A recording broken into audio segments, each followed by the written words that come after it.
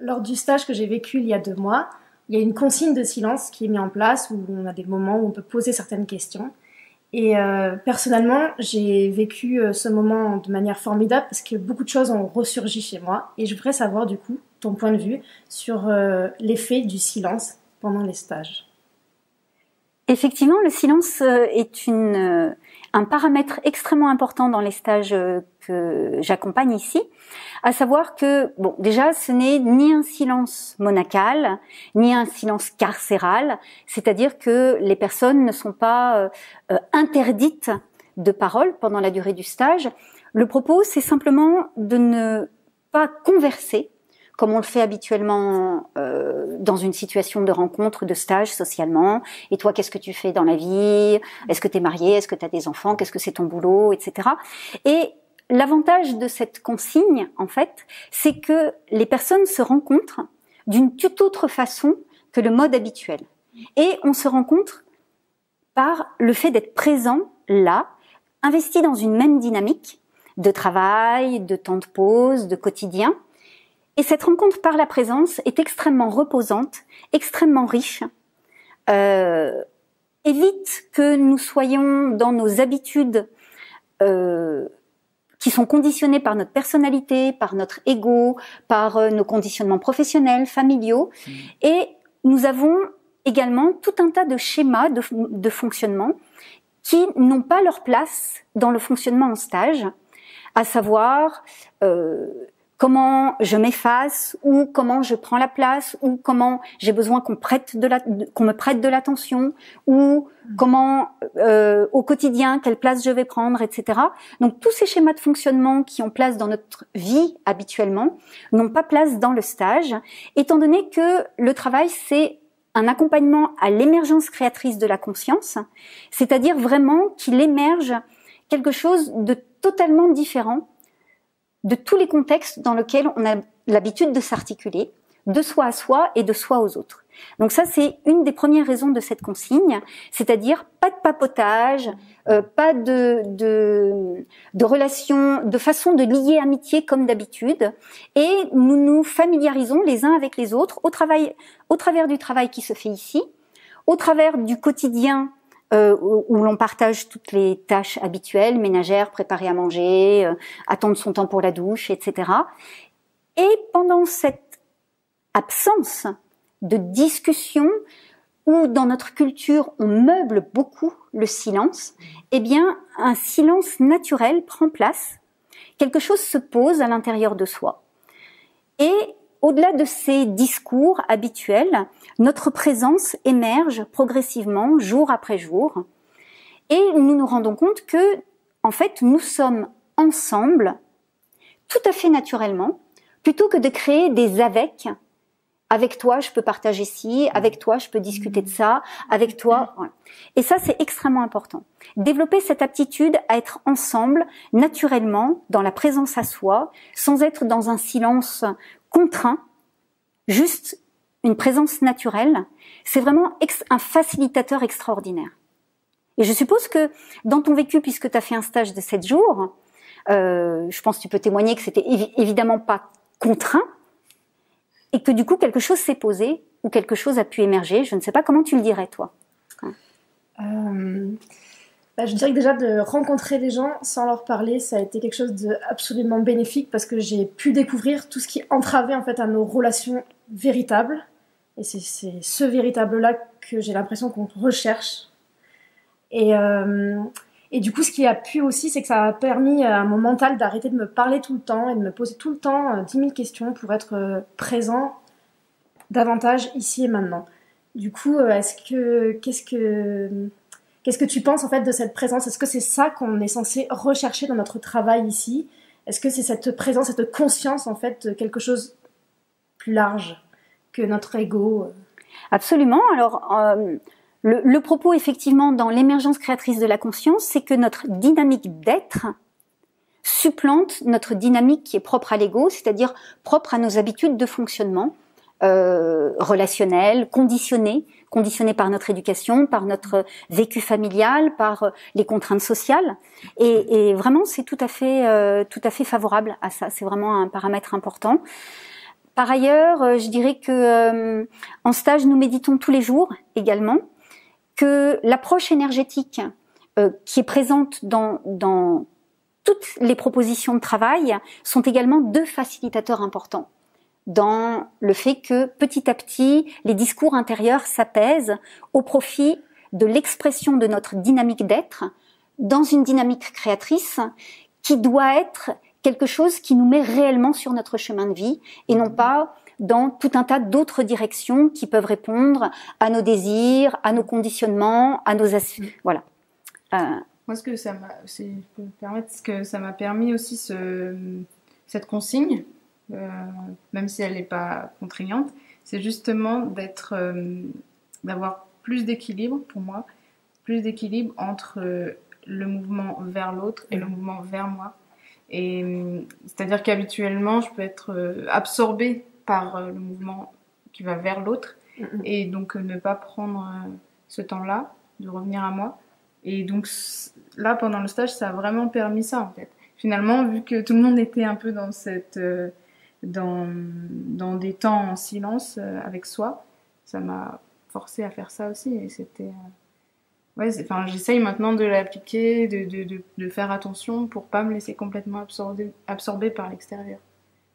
Et toi, tu parlais de présence animale un peu, quand tu dis présence naturelle, présence animale ou présence à soi. Et est-ce que tu pourrais développer un peu ce que tu entends par là quand tu dis présence Alors naturelle? c'est vrai que c'est une image que j'aime employer pour sortir de tout un tas de projections. Qu'est-ce que c'est que d'être dans sa dynamique d'être? Ça devient très conceptuel, pas très concret finalement. Qu'est-ce que c'est que la conscience? C'est toujours très conceptuel, c'est pas très concret. Qu'est-ce que c'est que l'émergence créatrice de la conscience? Qu'est-ce que j'entends par là? Et donc le préalable pour moi, c'est de dire mais en fait c'est très simple d'être ensemble. C'est juste d'être assis là.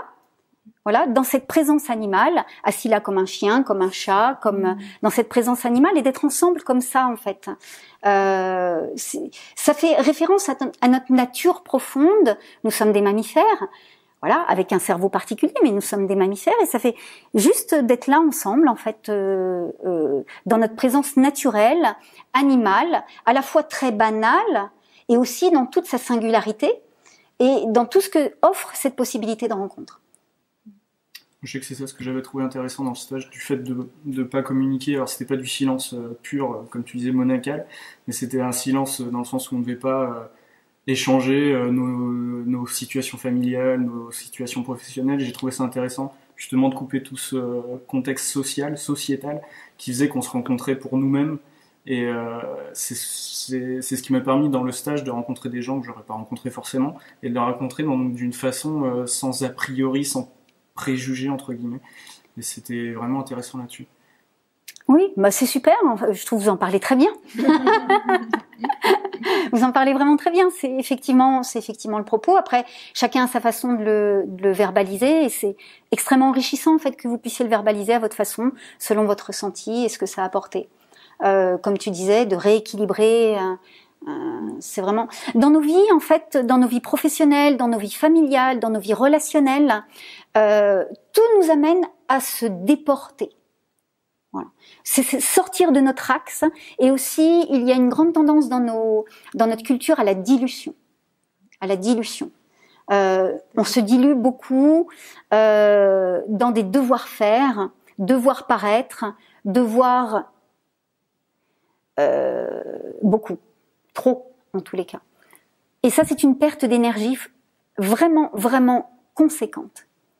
À partir du moment où on rentre dans cette autre façon d'être, de partager, de communiquer, de travailler, il y a un gain d'énergie qui est phénoménal. C'est-à-dire que toutes nos habitudes de communication, dans le registre professionnel, dans le registre familial, sont vraiment, vraiment beaucoup des pertes d'énergie au détriment d'autres choses. Donc on peut, comme tu disais, rééquilibrer cette façon de nous comporter. Et comme tu disais, le propos d'une expérience sur une semaine, de pouvoir évoluer ensemble, développer des moments de création ensemble, en interaction, seul, mais aussi dans le quotidien, ça permet aussi, quand on rentre chez soi, comme tu disais si bien, de prendre conscience de ça et de rééquilibrer ensuite, de retour dans nos vies, de rééquilibrer notre comportement tel qu'on le vivait avant de venir en stage et tel qu'on le peut vivre avec la rémanence du stage, après, avec cette conscience-là. Et mais du coup, ce que ça m'évoque, c'est que tu dis que ça, tous ces comportements-là empêchent l'autre. Qu'est-ce que c'est que cet autre, ce chemin de vie? Qu'est-ce que c'est en fait qu'est-ce qu'on est censé développer chez soi? Enfin, qu'est-ce qu'on est censé c'est quoi cette matière là dont tu parles? Alors j'en parle sous de différentes façons. Là, tel que j'aurais envie de le verbaliser, en fait, l'émergence créatrice de la conscience, c'est simplement que nos discours intérieurs, notre raison, notre raisonnable, ce qui me semble être le meilleur pour, se taisent. Ce que je pourrais appeler notre intellect, notre système mental, notre ego, se taisent pour laisser la place à quelque chose d'autre que l'on suit, qui est plus du registre de l'instinct et qui est que la conscience, elle, lorsqu'elle se manifeste dans notre vécu, d'accord, dans ce que j'appelle notre dynamique incarnée, dans moi tel que je suis là, dans ma vie, d'accord, quelque part, elle a une induction, quelque chose qui instinctivement va s'orienter dans un sens plutôt qu'un autre, sans pour autant avoir compris les raisons pour savoir, pour pouvoir le prévoir, le préméditer, l'analyser. Et pour moi, c'est du registre de l'instinct, et j'aime beaucoup dire que de mon point de vue, et de par l'expérience qui est la mienne, et aussi l'accompagnement qui est le mien, il y a, de mon point de vue, un instinct de la conscience. Et cet instinct de la conscience, c'est quelque chose que nous avons perdu. Et j'aime beaucoup relier ces deux mots, car ce qui est du registre de l'instinct dans nos cultures a été beaucoup relégué dans quelque chose de presque... oui, ou qui a perdu de sa noblesse, ou comme si la pensée était devenue la noblesse suprême. Et j'aime beaucoup remettre ces choses à leur place, c'est-à-dire que, et si la pensée n'était pas notre noblesse suprême, et si la pensée n'était pas la dominante possible pour trouver la meilleure voie, et si dans une autre dimension de nous-mêmes que j'appelle la conscience, que vous pouvez appeler aussi l'être, que vous pouvez appeler l'unité du vivant, l'intelligence du vivant, il n'y avait pas la possibilité de ressentir quelque chose d'une autre façon que d'un point de vue analytique, d'un point de vue d'une intelligence qui comprend, décortique, explique, parce que nous avons pris cette habitude de prendre une direction parce qu'on pense qu'elle est la meilleure. Or, tous nos choix sont régis en fonction de ça. À force de analyser, etc., je vais considérer que ceci est la meilleure voie à prendre, et c'est comme ça que je prends mes décisions.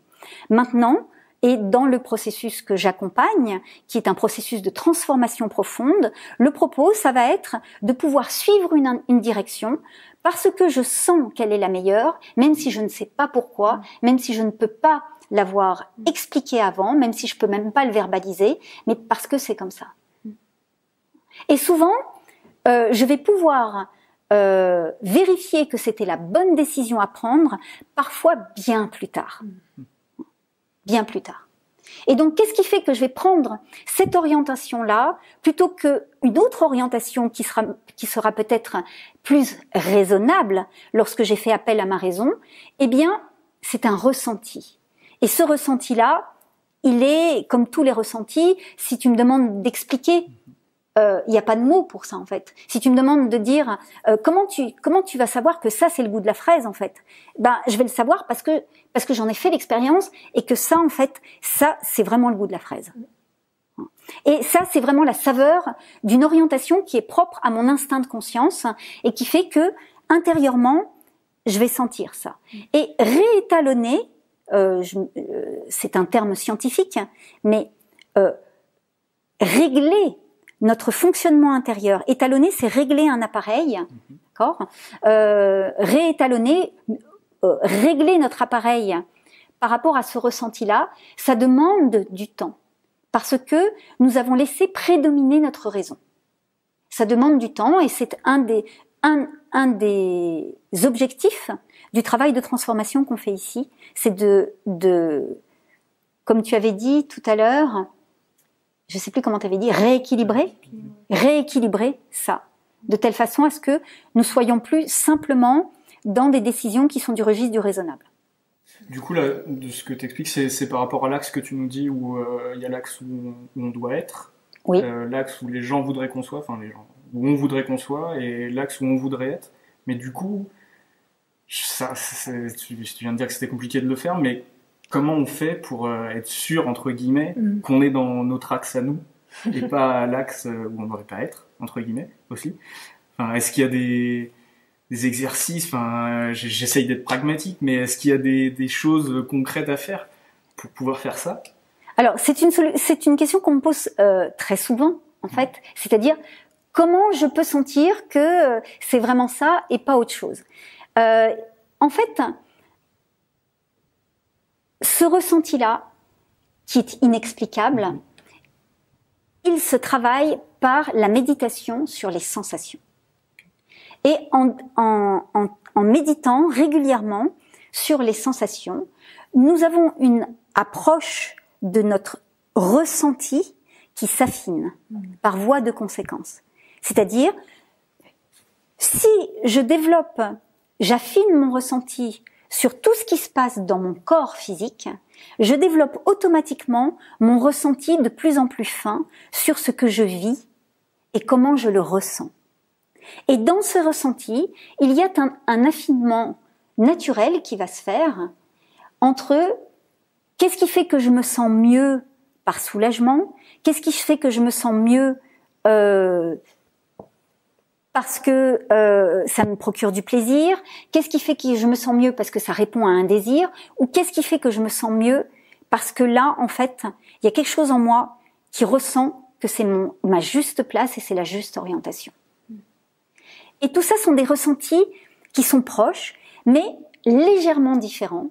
Et cet affinement se fait à force d'expérience, à force de pratique sur les sensations, à force de réétalonnage. C'est pour ça que je dis que le travail de transformation qui se fait ici est un travail sur du long terme, parce que selon notre vécu, selon les périodes de notre vie, eh bien, on va être plus proche de ce ressenti, ou parce qu'on a un vécu intense émotionnellement, intense professionnellement, intense socialement, eh bien on va un petit peu perdre et on va revenir ici pour se retrouver dans un espace vibratoire où la cohérence vibratoire de ce qui est proposé va permettre petit à petit que tout ça se recale, en fait.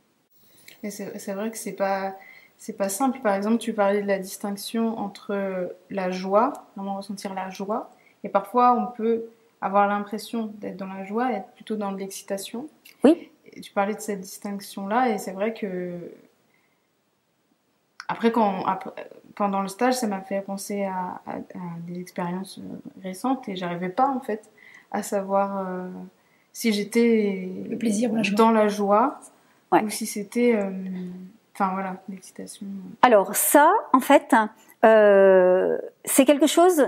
Les gens qui sont venus, qui viennent depuis plusieurs années dans ce travail de transformation, disent qu'en fait, avec le temps, ils le sentent.